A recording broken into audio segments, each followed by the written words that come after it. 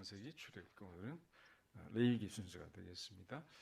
자, 다 읽을 수는 없고요. 몇 군데 핵심 구절만 읽겠습니다. 교독합니다. 여호와께서 회막에서 모세를 부르시고 그에게 말씀하여 이르시되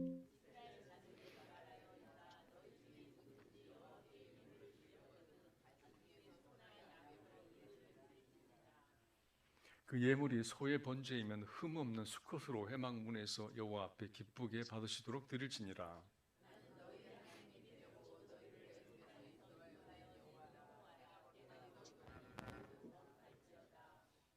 육체의 생명은 피에 있음이라. 내가 이 피를 너희에게 주어 제단에 뿌려 너희의 생명을 위하여 속죄하게 하였나니 생명이 피에 있으므로 피가 죄를 속하느니라.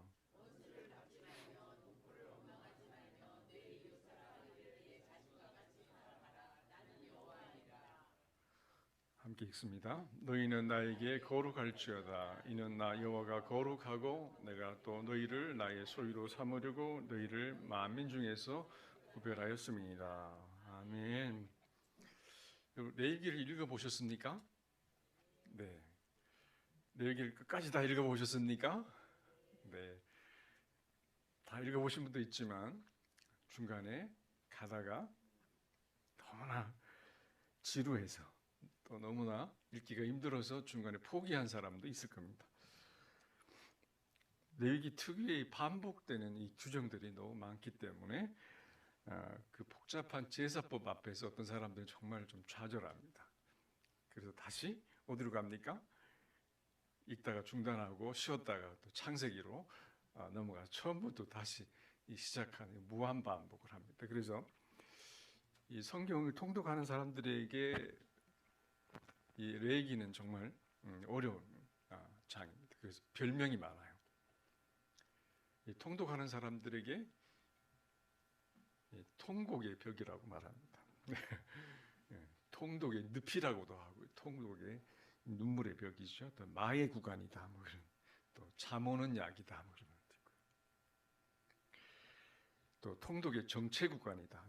그러니까 출애굽기는 막 드라마틱하게 막 달려오잖아요. 오다가 시내산 광야에 머물면서 율법을 받고 뭐 그러면서 레위기가 어떻게 됩니까? 계속 정치에 거기 머물게 되죠. 이 레위기가 바로 이제 창세기는 기대감이 있고 출애굽기는 막 박진감이 있는데 이 레위기에 오면 어떻게 돼요? 이게 에너지가 다 소멸이 되어버립니다. 그래서 이 성경의 블랙홀이 이 레위기다 그런 말도 있어요. 자, 그렇지만 이 레위기를 통과하신 분들도 있지 않습니까? 그분들이 레위기를 어떻게 생각할까요? 레위기는 긍정적인 별명도 많아요. 한번 보여주시겠어요? 거룩의 매뉴얼이다. 거룩의 교과서. 또 성경의 심장이라고도 하고요. 예배자의 가이드북이고 또 복음의 청사진이다. 그랬어요.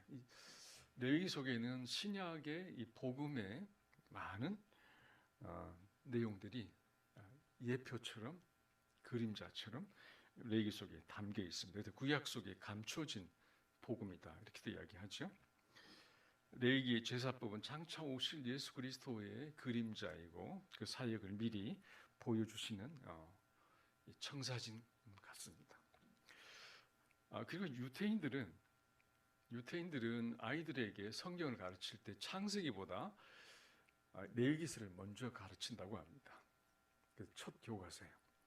창세기도 중요하지만 그러나 거룩한 하나님의 백성으로 어떻게 살아야 하는지 그 영적인 정체성이 더 중요하다고 생각하기 때문에 이 레위기서를 먼저 가르친다고 읽도록 하고 가르친다고 합니다. 그러니까 레위기는 단순히 율법만을 나열한 그런 성경이 아닙니다. 그 이상의 의미를 갖고 있죠. 자, 우리가 어떻게 하면 이 레위기서의 이 보석을 발견할 수 있을까요? 이 지루함을 어떻게 극복할 수 있을까요? 우리 관점을 좀 한번 바꿔보면 좋을 것 같습니다. 이 레위기서는 하나님께서 굉장히 세심하게 지시를 하셔서 만들어 주신 어떤 지침서 같은 겁니다. 매우 정교한 우리 영적인 안내서인데요. 왜 이렇게 복잡하고 치밀하고 깐깐하게 해놓으셨을까? 이것을 우리가 하나님 입장에서 한번 생각해 보면 좋을 것 같아요. 하나님의 가장 큰 소원은 우리와 함께 하고 싶은 그런 마음이십니다. 하나님 우리와 얼마나 함께 하고 싶으셨으면 이렇게까지 자세히 길을 안내하실까? 우리 지난 시간에 출애굽기를 할 때 맨 마지막 장에 어떤 장면이 나옵니까? 성막을 짓고 출애굽기 맨 마지막에 보면 성막을 완성하고 하나님이 임재하시면서 하나님의 영광이 나타납니다. 하나님께서 이 백성들 가운데 이제 임재하신 것이죠. 성막은 하나님의 임재를 상징합니다. 자, 그런데 거룩하신 하나님이 백성들 가운데 나타나셔서 죄인이 이 하나님을 만나게 되면 어떤 일이 벌어질까요? 하나님이 오셨는데 죄인이 하나님을 만나면 바로 죽습니다. 그래서 거룩하신 하나님이 죄인인 인간을 죽이지 않고 만나기 위해서 만들어 주신 것이 바로 이 레위기서 안전수칙입니다. 안전하게 우리를 챙겨주셔서 만나주시려는 하나님의 마음이 담겨 있는 것이 바로 이 레위기서라는 겁니다. 그리고 이 레위기 속에는 예수 그리스도와 연관된 숨은 그림이 너무 많이 있어요. 복음의 숨은 그림이 많이 있죠. 예수님에 대한 아주 정교한 비유들이 이 레위기 속에 가득 차 있습니다. 예를 들어서 흠없는 어린 양, 그럼 누구를 비유합니까? 죄 없으신 예수님을 이야기합니다. 또 제물에게 안수를 해서 우리의 죄를 그 짐승에게 전가를 시키지 않습니까? 무엇을 보여주는 거죠? 나의 죄를 대신 짊어지시고 십자가에 달리신 예수님을 생각합니다. 우리의 죄가 예수님께 옮겨졌죠.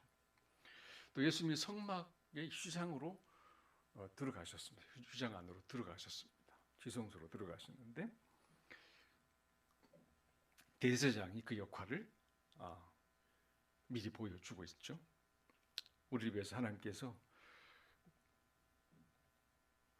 예수님 보내셨어요. 예수님이 우리 죄를 짊어지고 하나님과의 관계를 회복하기 위해서 휘장 안으로 하나님 앞으로 나아가신 예수님을 이 대제사장의 지성소 들어가는 것을 통해서 우리가 발견할 수가 있습니다. 레위기서의 많은 규정마다 이것이 어떻게 예수님을 설명하고 있는지 퀴즈를 풀어보듯이 읽어보시면 레위기서가 아주 흥미진진해집니다. 근데 레위기서를 잘 이해하려면 뭘 알아야 될까요? 신약을 알아야 됩니다. 신약을 먼저 공부하고 자주 읽어보고 레위기서를 읽어보면 레위기서의 그 깊이를 우리가 알게 되겠죠. 자, 그리고 레위기에서 가장 많이 반복되는 단어들을 우리가 기록을 해보고 체크를 해보면 레위기서를 읽는 데 도움이 됩니다. 레위기서에 어떤 단어들이 많이 나오죠?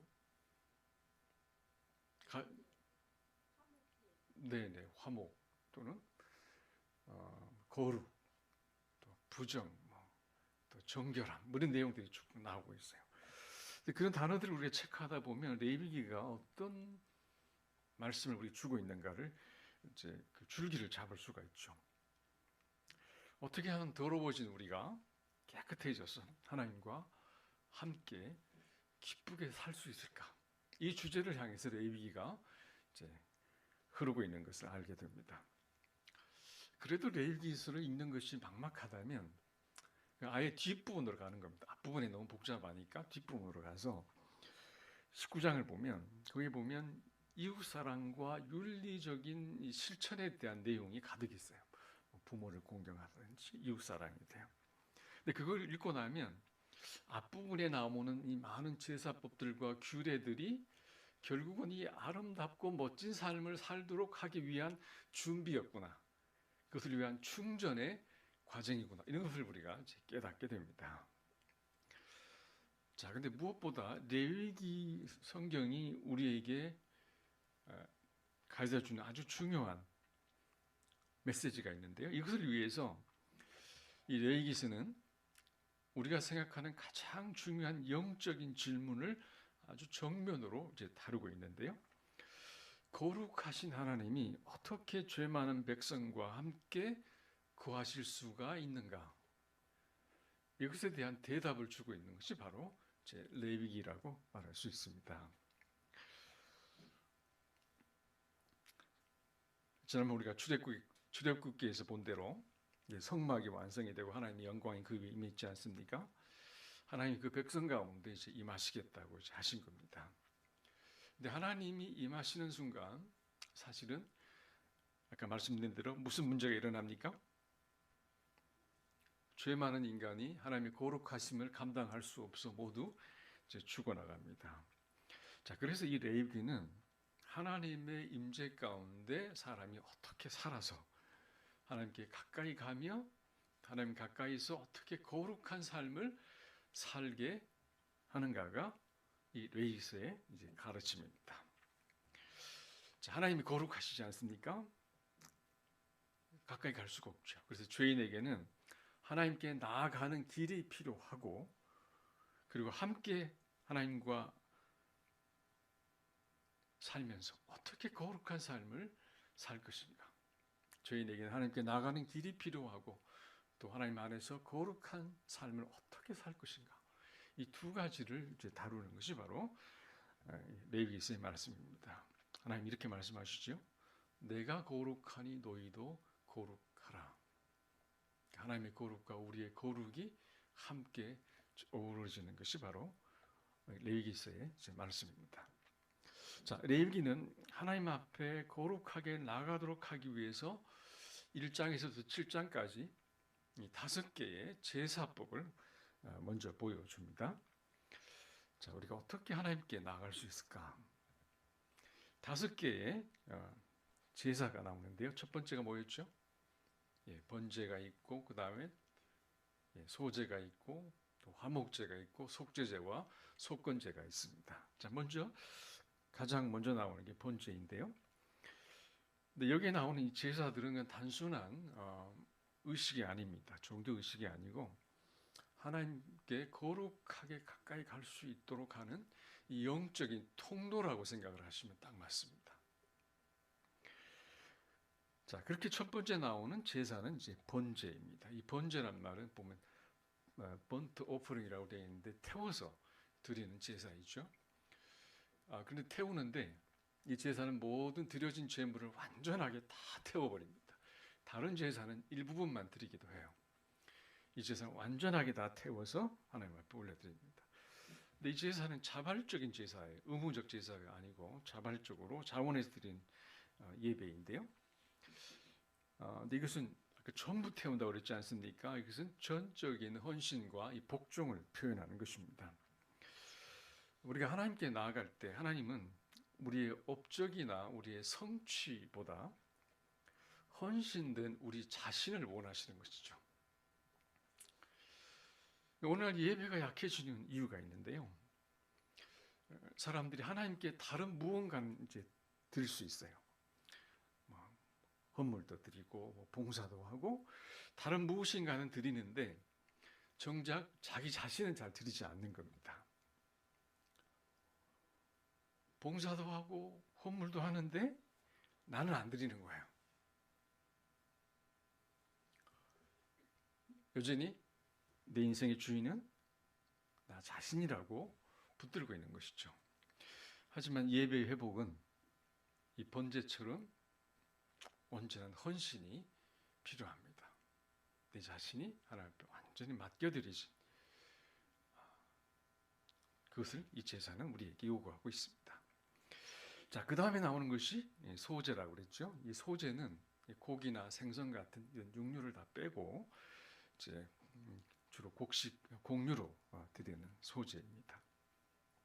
이 제사도 이제 자원함으로 드리는 제사인데 제사장은 드려진 곡물이나 또 구운 과자를 소금에 쳐서 이제 드리게 되고 제사장 그것을 상징적으로 한 움큼만 가지고 태워서 이제 올려드립니다. 이 제사의 의미는 하나님의 선하심과 공급하심에 대한 그 은혜에 감사로 일상에서 맺어진 열매로 이제 드리는 제사입니다. 자, 이 의미는 이렇게 생각할 수 있습니다. 예배는 주일에만 드리는 게 아니고 평일의 노동과 수고가 하나님께 드려지는 예배라는 것을 말씀하고 있습니다. 주일의 예배가 감격이 되고 깊은 의미를 가지려면 매일의 삶이 하나님께 드려지는 예배여야 한다는 것이 이것이 중요한 가르침입니다. 평일의 삶이 주님과 관계가 없으면요, 주일 예배도 막 크게 은혜가 되거나 큰 의미를 갖지 못하게 될 수 있습니다. 하지만 매일의 삶이 예배가 되고 주님과 관계가 있으면 주일의 예배의 깊이와 기쁨이 2배가 되는 줄로 믿습니다. 자, 그 다음에 나오는 것이 화목제이죠. 화목제는 감사와 교제, 공동 식사를 포함하는 것인데 이것도 자발적으로 드리는 겁니다. 화목제는 드리는 그 제사장과 또 제사를 드리러 온 백성들이 제사를 드린 후에 함께 그 제물을 가지고 나누어 먹습니다. 공동 식사를 하는 거죠. 이 화목제 예배로만 끝나지 않고 그것이 이웃과의 교제로 흘러갑니다. 그러니까 하나님과의 관계로만 끝나지 않고 성도들의 화목과 나눔으로 이제 이 예배가 완성이 되는 것인데요. 우리가 예배를 제대로 드린다면 어떤 일이 벌어질까요? 성도들과의 교제가 잘 이루어집니다. 자, 그런데 성도들 간에 뭐 분위기가 냉랭하고 뭐 분위기가 별로 안 좋고 관계가 안 좋다는 것은 무슨 뜻일까요? 예배를 제대로 안 드렸다는 의미일 수 있어요. 하나님과 화평하고 하나님과 화목하면 당연히 나 자신과 이웃과도 화목할 수밖에 없다는 것이 이 화목제의 의미입니다. 그래서 예배를 잘 드린다면 성도 간의 화목한 관계도 살아난다는 것이에요. 용서를 하고 섬기며 이 공동체가 회복이 되는 것입니다. 예배를 진정으로 드리지 않고서 그 예배를 통하여 그 교회에서 부흥이 일어나는 법은 없어요. 진정으로 헌신된 예배 가운데 이 화목제가 제대로 드려지면 반드시 그 안에는 놀라운 부흥이 일어납니다. 자, 그 다음에 네 번째 나오는 게 뭡니까? 속죄제와 속건제라는 게 있습니다. 이 두 가지 다 죄 사함을 이제 속죄를 다루는 것인데요. 이 속죄는 이제 하나님과 영적 관계를 회복하는 것입니다. 더러움을 청산하고 하나님과의 관계를 회복하는 것이에요. 그럼 속건제는 비슷하지만 죄를 다루지만 알지 못하는 사이에 남에게 피해를 입혔을 때 그 배상까지 적어도 20%의 배상을 해주는 것을 이 속건제는 요구하고 있습니다. 여러분, 죄라고 하는 것은 감정적이거나 그냥 추상적인 문제가 아니고 실제로 이 관계를 파괴하고 현실의 상황에 부정적 영향을 끼치는 것입니다. 그래서 죄는 단지 실수가 아니라 관계를 깨뜨리고 이제 피해를 주는 것이 바로 죄예요. 그래서 회개는 눈물로만 끝나지 아니하고 관계를 회복하고 또 삶을 바로잡는 것으로 이어져야 한다는 것이죠. 우리가 레위기 1장에서부터 보면 첫 번째 나온 제사가 이 번제였습니다. 순서적으로 보면 이제 번제, 소제, 화목제, 속죄제, 속건제로 나오는데, 자, 그러나 죄와 이 허물의 문제가 되는 상황에서는 이 번제보다는 무엇이 먼저 다루어져야 되겠습니까? 그렇죠. 속죄제와 속건제가 먼저 다루어집니다. 죄의 문제를 해결하고 정결하게 하고 그 다음에 번제와 소제를 통해서 예배자가 자신과 삶의 열매로 온전히 하나님께 올려드려 헌신하고 마지막으로 화목제를 통해 하나님이 주신 화평을 누리고 제사장과 예배자와 함께하는 이 교제의 기쁨을 이렇게 공유하는 것입니다. 그러니까 우리 예배도 마찬가지죠. 우리가 죄와 허물이 있을 때에는 죄를 먼저 회개하고 정결하게 하고 그리고 다시 관계를 회복하고 헌신을 하며 감사함으로 예배의 자리로 나가서 주님과 또 성도들과의 연합의 교제를 누리는 것입니다. 자, 그럼 이 제사는 당시에 누가 섬겨주었죠? 예, 레위 사람들, 또 제사장들이 섬겨주었습니다. 매우 중요한 역할이죠. 그래서 이 레위기의 이 두 번째 파트부터는 제사장들의 위임식과 의복, 또 제사를 다루는 방식을 또 말씀을 합니다. 레위 8장부터 10장까지가 그 내용이에요. 누가 그 길을 섬기는가. 자, 제사장은 하나님과 사람 사이에서 섬기는 자이죠. 그렇지만 이 제사장이 그 하나님께 나아가는 길 자체를 관리하는 사람은 아니에요. 하나님이 정하신 길을 따라서 섬기는 사람이죠. 자, 그런데 10장을 보면 무슨 일이 나옵니까? 아론의 대제사장인 아론의 아들들인 나답과 아비후가 하나님께서 명령하지 않은 이상한 다른 불을 향로에 담아서 분향을 하죠. 그 결과로 하나님의 불이 나와서 그들을 삼켜버리고 그 자리에서 둘 다 죽고 맙니다. 레위기에서 보면 10장에 보면 다른 불이라고 돼 있죠. 근데 이게 승인되지 않은 불, 하나님 명령하지 않은 불이라는 뜻입니다. 자, 이 사건의 핵심은 예배를 하나님이 정하신 방법이 아니라 자기 마음대로의 방식으로 드린 것입니다. 우리 잘못 생각할 수가 있어요. 뭐 정성만 있으면 되지 이렇게 생각을 할 수가 있는데 그것이 아닙니다. 하나님의 말씀하신 대로가 예배 원리라는 것을 정면으로 어긴 것이죠. 제사와 예배에서 가장 큰 죄는 하나님을 예배하면서도 하나님을 무시하는 겁니다. 신성모독이죠. 나답과 아비후의 죄는 단순한 실수나 예식의 미숙함이 아니에요. 거룩하신 하나님을 내 손으로 마치 조작할 수 있는 것처럼 그렇게 취급을 한 것입니다. 레위기서 10장 3절에 보면 하나님이 이렇게 말씀하셨어요. 모세에게 나는 나를 가까이 하는 자 중에서 내 거룩함을 나타내겠고 그랬어요. 나를 가까이 하는 자 중에서 내 거룩함을 나타내겠다. 여러분, 하나님과 가까우신 분들인가요? 하나님과 가까울수록 어떻게 해야 됩니까? 예배를 가볍게 여기지 말아야 한다는 것입니다. 오히려 더 거룩하게 여겨야 하고요. 그들이 자기 마음대로 다른 불을 드린 것처럼 오늘날 우리도 우리의 방식대로 예배하는 그런 경향이 있습니다. 그 위험성이 매우 크죠. 오늘날 예배를 잘못 드리는 여러 가지 형태 중에 대표적인 것이 세 가지가 있습니다. 첫 번째가 형식주의 예배고, 두 번째가 감정주의, 세 번째가 자기중심주의 예배. 형식주의 예배라는 게 뭘까요? 모양은 있는데 하나님이 안 계신 겁니다. 순서도 있고 예전도 있고 전통도 있지만 회개와 믿음과 헌신과 순종이 없는, 입술은 예배하지만 마음은 멀어진 것이죠.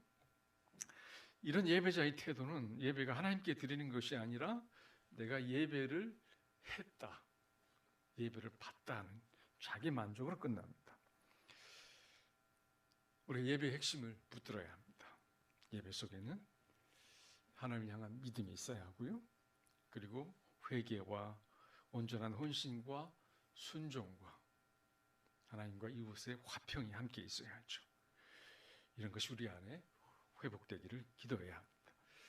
두 번째는 이 감정주의적 예배인데요. 뜨거움은 있는데 내면과 삶 속에 하나님의 말씀이 없거나 이제 부족한 것입니다. 그래서 어떤 열기 같은 예배의 어떤 열기나 어떤 분위기나 감동, 이런 것이 예배의 어떤 기준이 됩니다. 말씀의 진리보다 느낌으로 예배를 이제 판단하는 것이죠. 자, 이것의 위험성은 내 감정이 식어버리면 예배도 더 이상 의미를 갖지 못하는 겁니다. 그럼 예배도 무너지고 그렇습니다. 그리고 하나님 자신이 아니라 이 감정적 경험을 계속 추구하는 위험에 빠지게 됩니다. 자, 그럼 우리가 어떻게 이런 부분을 회복할 수 있을까요?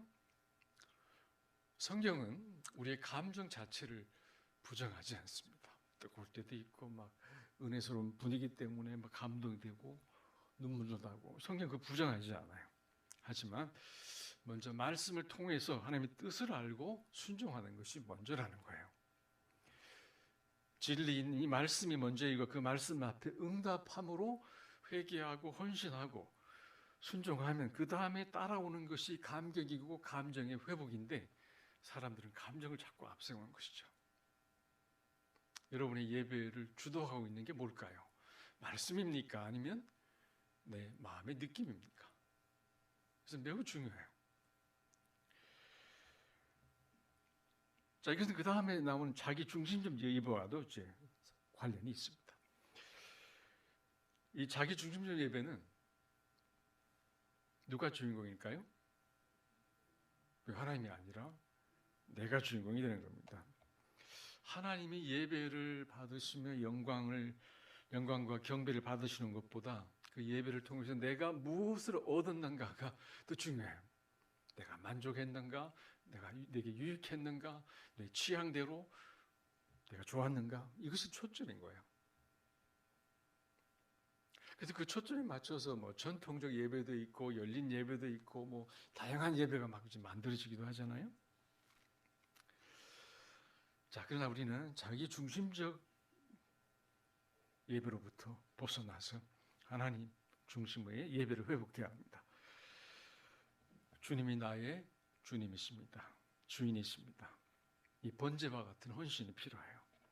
그리고 내 삶을 감사함으로 올려드리는 이 소재 같은 봉헌도 필요하고요. 자, 모양은 있는데 마음이 없는 형식주의, 뜨거움은 있는데 말씀이 약한 감정주의, 하나님이 아니라 내가 주인공이 되는 자기 중심의 예배를 우리는 벗어나야 하겠습니다. 주님은 예배를 통해서 우리를 감동시키기 전에 먼저 너희가 거룩하라고 말씀하십니다. 우리는 주님의 십자가를 통해서 거룩해질 수 있고 주님의 보혈을 의지하여 회개함을 통해서 거룩해질 수 있습니다. 하나님과의 관계가 올바로 될 때 비로소 우리는 거룩의 관계로 들어가고 그리고 말씀대로 회개하여 정결함으로 관계를 세우고 헌신으로 예배와 거룩한 삶이 이루어질 수 있도록 우리 자신을 드려야 되겠습니다. 자, 그런데 이제 이 레위기서를 보면 하나님과의 관계가 이렇게 회복이 되고 거룩하게 살려고 하지만 우리의 삶 자체, 주변의 삶이 거룩한 사람으로서의 삶이 아닌 것들이 많이 있어요. 성적인 문제라든지 또 뭐 위생적인 문제라든지 뭐 이런 등등의 또 우상의 문제라는 여러 가지들이 있습니다. 그래서 11장부터 15장까지는 음식 규례와 정결과 부정 또 피부병, 유출 등 낯선 내용들이 좀 나옵니다. 이것은 이제 위생적인 매뉴얼일 수도 있고요. 그보다 더욱 중요한 영적 진리를 우리에게 가르칩니다. 하나님이 거룩하신데 그 하나님의 거룩한 백성이 된 사람들이 세상 사람들과 다르게 자신들을 구별함으로 살아야 한다는 것을 가르치고 있습니다. 자, 이런 것들이 단순히 그냥 더럽다가 아니고요. 하나님 앞에 나아가서 거룩하게 살게 하는 것을 방해하고 하나님과의 교제를 자꾸 끊어버리게 하는 겁니다. 그리고 여기서 나오는 이 정결, 수많은 이 정결 규례는 우리를 뭐 가두거나 엉두리려는 게 아니고 하나님과 동행하는 삶을 지키기 위한 울타리 같은 것이라고 생각을 하시면 되겠습니다.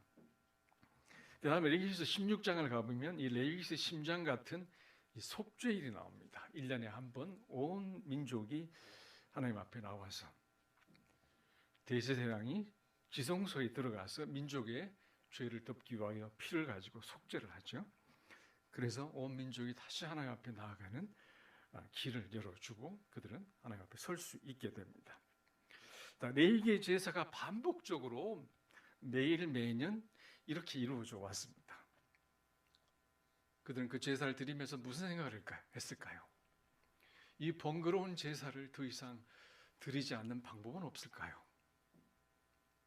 레위기서를 읽어보면 정말 섬뜩한 장면들이 많이 나오지 않습니까? 그 수많은 짐승을 죽여야 하고 내장을 꺼내야 하고 피를 뿌려야 하고 좀 보기 어려운 장면들입니다. 번거로운 제사를 단번에 이루어 주실 메시아를 대망하는 마음이 속에서 자라납니다. 더 이상 반복하지 않고 그리스도의 십자가는 단번에 이 완전한 속죄를 이루어 주셨어요. 더 이상 우리는 그런 것 하지 않아도 됩니다. 그러나 우리가 해야 하는 일이 뭐죠? 매일의 삶 속에서 발을 씻듯이, 손을 씻듯이 우리의 죄를 회개하고 씻어가야 합니다. 자, 이 레위기의 제사는 그리스도의 십자가의 그림자이고 미리 보여주신 예표이죠. 자, 그 다음에 이 네 번째 흐름은 레위기에서 17장부터 27장까지의 말씀 속에는 그 하나님 가까이서 거룩한 삶을 어떻게 살 것인가를 이야기합니다. 너희는 거룩하니 이는 나 여호와 너희 하나님이 거룩함이니라. 하나님이 거룩하니 너희도 거룩하라고 하는 것이 우리를 향한 계속되는 메시지예요. 여러분, 그러나 이 거룩은 종교적인 어떤 이상한 분위기가 아닙니다. 고상한 어떤 그런 분위기를 말하는 게 아니고 거룩은 삶의 방식을 말하고 있어요. 19장을 가보면 이 거룩을 이렇게 설명을 합니다. 부모를 공경하고 우상 숭배를 멀리하고 생활 속에서 정직한 거래를 하라는 거예요. 남을 속이지 않고 정직한 거래를 하고 이웃을 사랑하고 약자를 보호하는 것이 거룩의 삶입니다.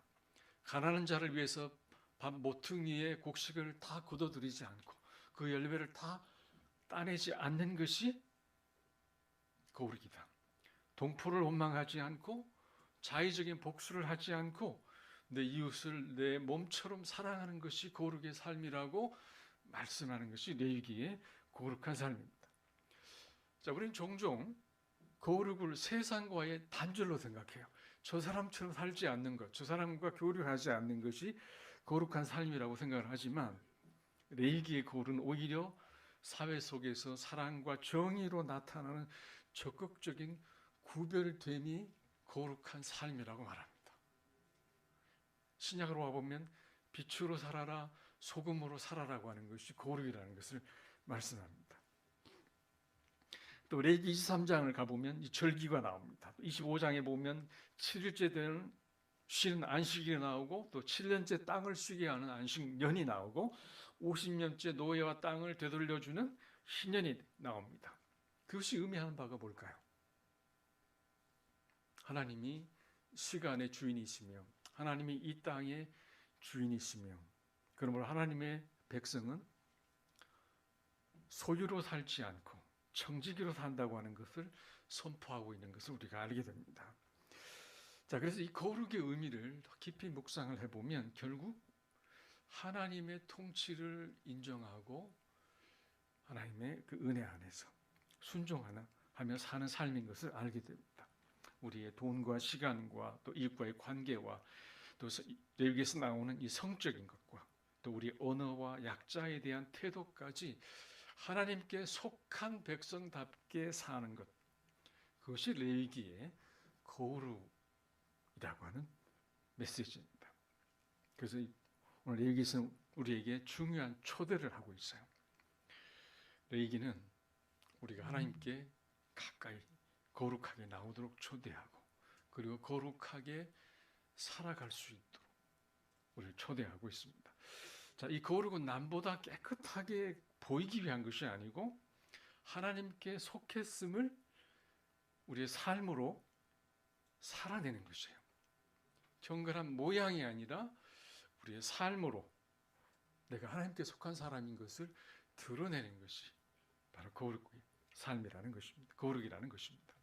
그래서 예배는 주일 1시간만이 아니고 월요일부터 토요일까지 삶으로 이어져야 하는 것이고 그리고 그 거룩은 사랑과 정의와 또 삶의 회복과 배려와 정직과 또 안식의 쉼으로 드러내야 한다고 말씀합니다.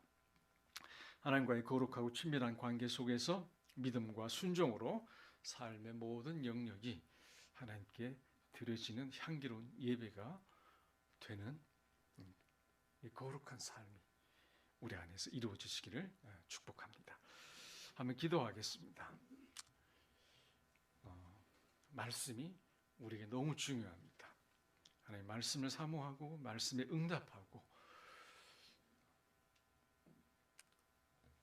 우리 자신을 들여가는 이 마무리 기도, 말씀에 응답하는 기도를 제가 올려두었습니다. 보시면서 한번 2, 3분 정도 우리가 하나님과 올바른 거룩한 관계를 갖고 있고 하나님 원하시는 거룩한 삶을 살아가고 있는가를 돌이켜보면서 우리의 삶을 회복시켜 주시고 거룩한 삶으로 살아낼 수 있도록 주의 성령께서 우리를 인도해 주시도록 잠시 기도하겠습니다. 아버지, 주여,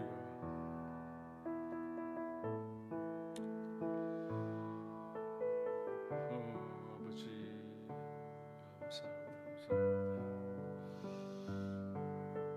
주님의 십자가의 은혜를 감사합니다. 우리를 향하신 하나님의 소중함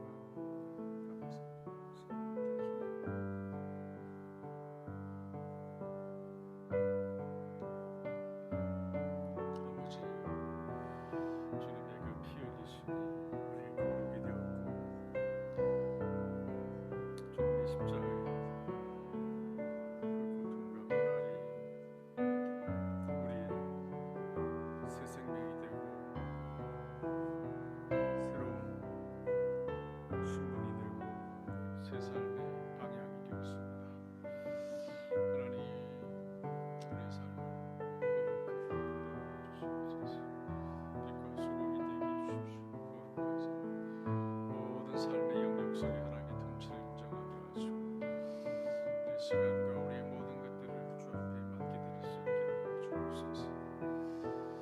우리가 하나님께 속해 있다는 그 증거를 우리의 삶을 통하여 주옵소서.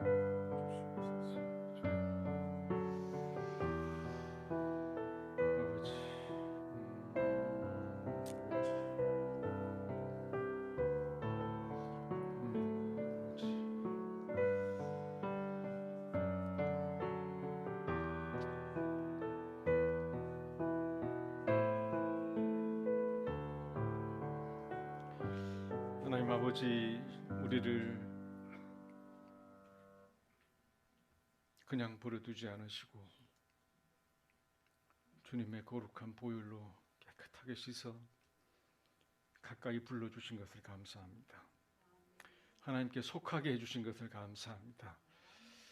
하나님의 새 생명을 주셔서 하나님을 아버지로 부르게 해주신 것을 감사하고 그 거룩한 나라를 우리의 기업으로 주신 것도 감사합니다. 또 우리의 삶에 거룩한 목적과 거룩한 방향을 주셔서 감사하고 우리가 이젠 옛날처럼 살지 않게 해주시고 하나님께 속한 거룩한 백성인 것을 우리의 삶으로 드러낼 수 있게 해 주옵소서.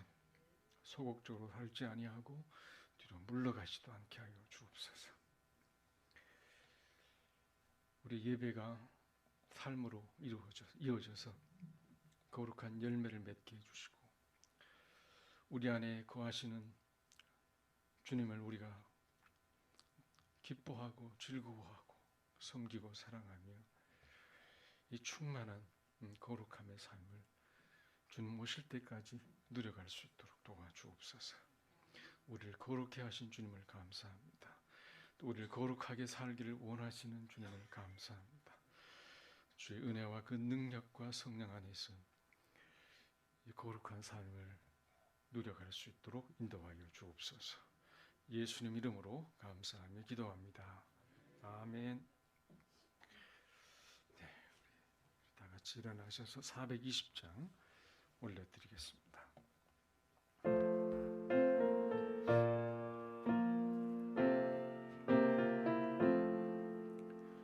너 성결케 위해 늘 기도하며 너 주 안에 있어 늘 성경 보고 온 형제들 함께 늘 사귀면서 일하기 전마다 너 기도하라. 너 성결케 위해 내 머리 숙여 좋은 일이 주께 빌라. 주 사귀어 살면 주 닮으리니 널 보는 이마다 주 생각하리. 너 성결케 위해 주 따라가면 일 다급하여도 당황치 말고 참 즐거울 때나 또 슬플 때나 너 주님만 믿고 늘 따라가라. 너 성결케 위해 늘 기도하며 내 소원을 주께 다 맡기어라. 너 성령을 받아 주 섬겨 살면 저 천국에 가서 더 잘 섬기리. 지금은 우리 주 예수 그리스도의 크신 은혜와 하나님 아버지의 극진하신 사랑하심과 성령님의 감화 감동하시고 인도하심이 주께 속하여 그 거룩한 삶을 통하여 주의 영광과 주의 뜻을 이루며 살아가기를 원하는 주의 사랑하는 믿음의 식구들과 이 교회와 이 나라 이 민족 위에 지금부터 영원히 함께 있을지어다. 아멘.